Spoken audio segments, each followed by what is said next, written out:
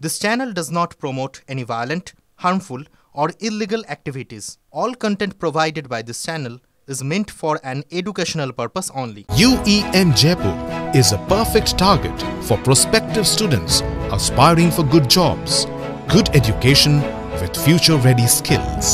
নেতাজি ইন্ডোরে ইতিমধ্যে মুখ্যমন্ত্রী মমতা বন্দ্যোপাধ্যায় তিনি পৌঁছে গেছেন।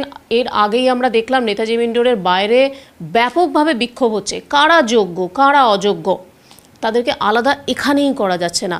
আদৌ কি সত্যি কোনো উপায় রয়েছে? তার কারণ একটাই মত বারবার উঠে আসছে, যোগ্যদের কি কোনোভাবেই আলাদা করা যেত না? অভিজিৎ গঙ্গোপাধ্যায়, যিনি এক সময় বিচারপতি হিসেবে প্রথম এই মামলাটাকে সবার সামনে এনেছিলেন, তার কাছে এখনও মনে হচ্ছে কোথাও কিছু ওয়ে আউট আছে। উপায় কি আছে? উপায় অবশ্যই আছে। সিবিআই যে মাদার ডিস্কটা উদ্ধার করেছে সেখানে সব পরীক্ষার্থীর ওএমআর শিট আছে। সিবিআই দুটো কম্পেয়ার করে, মানে যাকে কাজটা দেওয়া হয়েছিল এবং তিনি যাকে সাবকন্ট্রাক্টে কাজ দিয়েছিলেন, এই দুজনের থেকেই এটা উদ্ধার করে কম্পেয়ার করে দেখিয়ে দিয়েছে যে দুটোই এক। আর ইন দ্য মিন টাইম ওই যে দুর্বৃত্তরা জেলে বসে আছে তারা ওএমআর শিট পুড়িয়ে দেওয়ার সিদ্ধান্ত নিয়েছিলেন এবং পুড়িয়ে দিয়েছেন। সেটাও কতটা সত্য কথা নাকি সত্য লুকিয়ে রাখার জন্য এই কথাটা বলা হচ্ছে সেটাও একটু বোঝার দরকার আছে। কারণ পুড়িয়ে দিয়েছি বা নষ্ট করে ফেলা হয়েছে এটার পরেও দেখা গেছে যে সেই ওএমআর শিট থেকে রাইট টু ইনফরমেশন অ্যাক্টের প্রশ্নের উত্তর স্কুল সার্ভিস কমিশন দিয়েছে। এই মামলা আমার সামনেই এসেছিল। সুতরাং পুড়িয়ে ফেলেছে, নষ্ট হয়ে গেছে যে সেটা সত্যি সত্যি, এটা আমি এখনও মনে করছি না। এটা আমার মনে হচ্ছে সব কিছু লুকিয়ে রাখার এবং বিষয়টিকে একটু গুলিয়ে দেওয়ার, একটু না অনেকটাই গুলিয়ে দেওয়ার। ধামাচাপা তো এমনিই হয়ে যাবে যদি গুলিয়ে দেওয়া যায়। তো আমি বারেবারেই মমতা ব্যানার্জিকে দিদি সম্বোধন করছি, কারণ আমি রাজনীতির ঊর্ধ্বে উঠেই কথাটা বলতে চাইছি যে দেখুন, রাজনীতি তো পরে যে করবে, যারা করে যেভাবে করবে, কিন্তু এটা আপনারা কি বুঝতে পারছেন যে সামাজিক ক্ষেত্রে একটা ব্যাপক আলোড়ন সৃষ্টি হয়েছে এই 26,000 লোকের চাকরি চলে যাওয়াতে? দেখুন, মুখ্যমন্ত্রী রাজনীতির লোক, কিন্তু মুখ্যমন্ত্রী যারা মন্ত্রণাদাতা তাদের মধ্যে তো বহু বিদ্বান শিক্ষিত ব্যক্তি আছেন। আলাপন বন্দ্যোপাধ্যায় যিনি মন্ত্রণা দেন তার নিজস্ব যোগ্যতাতেই দেন। তিনি একজন ভালো ছাত্র, ভালো সাংবাদিক ছিলেন এবং বোঝেন আলাপন বন্দ্যোপাধ্যায়, এবং আরও এরকম অনেকে আছেন। তো এদের কাছ থেকে দিদি পরামর্শ নিয়ে যদি এই সামাজিক আলোড়ন যেটা উঠেছে সেটাকে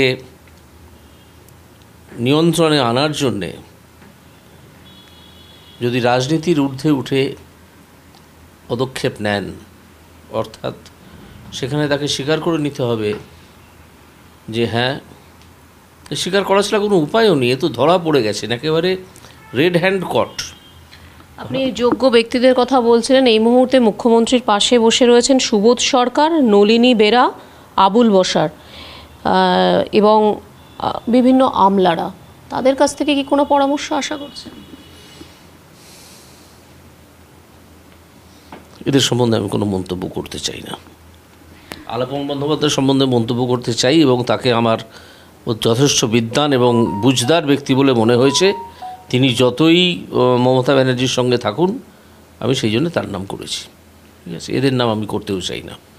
আমি বলতে চাই সেটা হচ্ছে যে এখন যারা ধরা পড়ে গেছেন রেড হ্যান্ড কট, এইবার আপনাকে যোগ্য অযোগ্যকে বাছাই করতে হবে। এটা সহজেই বাছাই করা যায়।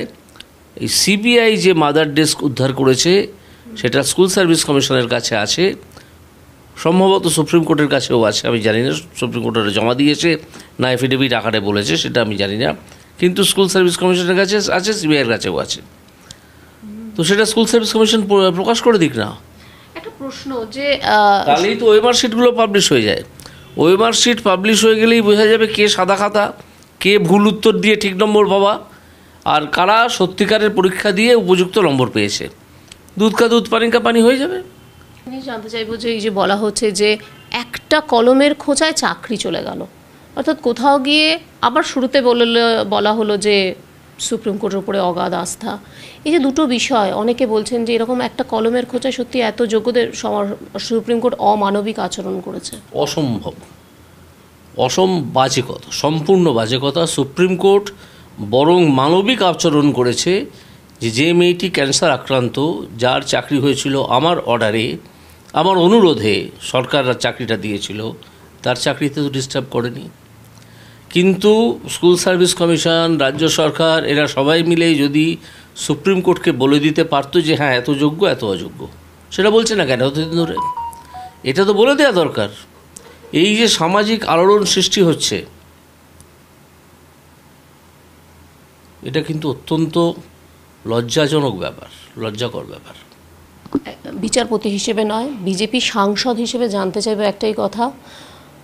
প্রথমে চিটফান্ড সারদা মামলা আমরা দেখলাম, সারদা কেস, তারপরে পরবর্তী সময় নারদা, তারপরে একদম অতি সাম্প্রতিক সময় আরজিকর, প্রত্যেকটা ক্ষেত্র থেকেই কিন্তু মমতা বন্দ্যোপাধ্যায় তৃণমূল সরকার বারবার বেরিয়ে আসতে পেরেছে, বা ভোটে অন্তত তার কোনো প্রভাব ফেলতে দেখা যায়নি। এই 26,000 ইস্যু কি সত্যি আপনার মনে হয় কোনো প্রভাব পড়বে? বিশেষত বাঙালিরা রয়েছেন, তারা বলছেন শিক্ষা দুটো বিষয়ই একটা কোশ্চেন মার্ক পড়ে গেছে। প্রভাব কি পড়ছে? প্রভাব পড়ছে বলে তো আমার মনে হয়েছে। এখন যারা ভাগ্যনিয়ন্তা আমাদের নির্বাচনের মাধ্যমে, সে যে ধরনের নির্বাচনই হোক, এসছেন ক্ষমতায়, তারা কি মনে করছেন তারাই জানেন। তারা এই সংকট থেকে উদ্ধার কী করে নিজেদেরকে করতে পারেন তারা বুঝবেন। কিন্তু প্রভাব পড়ছে, এবং শুধু এই প্রভাবটা আজ দাঁড়িয়ে এই প্রভাব শুধু আর 26,000-এর মধ্যে সীমাবদ্ধ নেই। এটা সারা পশ্চিমবঙ্গের জনমানসে ঢুকে গেছে যে একটা দুর্নীতি, আমি আবার পলিটিক্সের কথায় চলে যাচ্ছি, সেটাতে আমি যাব না, পণ করেছি, আপাতত যাব না। ঢুকে গেছে যে এই ছেলেগুলো চাকরি কেন চলে গেল ঠিক ভালো করে বোঝাও যাচ্ছে না। যারা যোগ্য তাদের যোগ্য চাকরি তো অনেকে পেয়েছে, অনেকে, এমন অযোগ্য অনেককে জায়গা করে দেয়া হয়েছে। সেই যোগ্য বেরিয়ে যাবে। আমি আপনাদের চ্যানেলের মাধ্যমে মুখ্যমন্ত্রীকে দিদি বলে অনুরোধ করছি যে দিদি ওইটা পাবলিশ করে দিন। কেন ওটা নিয়ে বসে আছেন? সিবিআই তো উদ্ধার করেছে, স্কুল সার্ভিস কমিশন বলেছে যে হ্যাঁ এটার আমরা সত্যতা নিয়ে চ্যালেঞ্জ করছি না, এইটুকু বলে থেমে গেছে। তারা ওটাকে অ্যাকসেপ্ট করে নিক, তাহলে তো 80% সমাধান হয়ে যায়। ওই ছেলেগুলোর যে সবচেয়ে বড় টেনশনের জায়গা যে আমাদের আবার পরীক্ষায় বসতে হবে, সেটা কি ভোটে প্রভাব পড়বে? তাই না? আপনি যদি জানতে চান ভোটে প্রভাব পড়বে কি পড়বে না, তাহলে আরেকটু অপেক্ষা করুন। মমতা বন্দ্যোপাধ্যায় কী সমাধান সূত্র নিয়ে আসেন, রাজ্য সরকার কী সমাধান সূত্র নিয়ে আসেন। তবে তারা চাকরি দিতে পারবেন না। চাকরি দিতে গেলে আবার নতুন করে পরীক্ষা নিতে হবে। সেই পরীক্ষায় আপনি এদেরকে বসাবেন কিভাবে, যখন আপনার কাছে আছে এই হার্ড ডিস্ক যেখান থেকে যোগ্য অযোগ্য বার করে নেওয়া যায়, সেটা পাবলিশ না করে আপনি পরীক্ষা দিয়ে চাকরি করাবেন কি করে? আরও গণ্ডগোলে জড়িয়ে পড়বেন।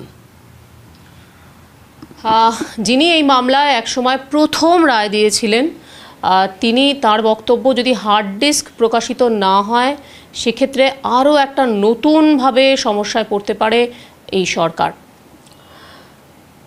শ্রাবন্তী সাহা, TV9 বাংলা, কলকাতা।